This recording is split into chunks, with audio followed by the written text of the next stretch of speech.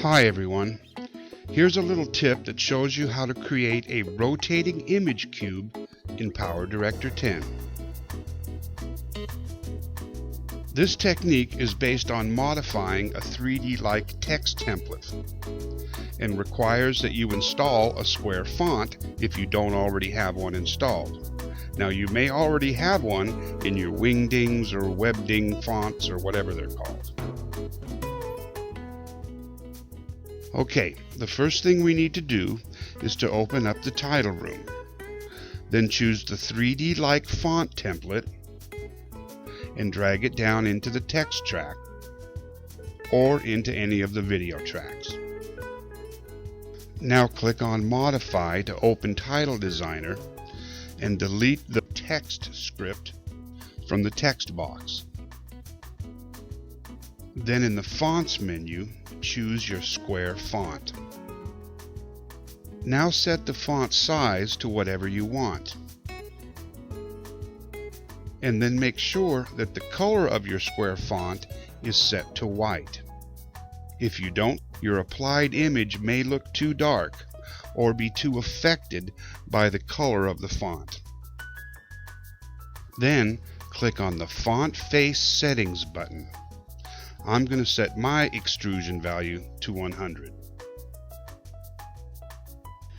Now click on the 3D Rotation Settings button and set the X, Y, and Z values to 20.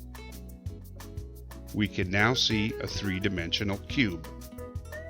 Next, when we click on the 3D Texture Settings button, a library of sample textures opens, and we can also see an Add Texture button.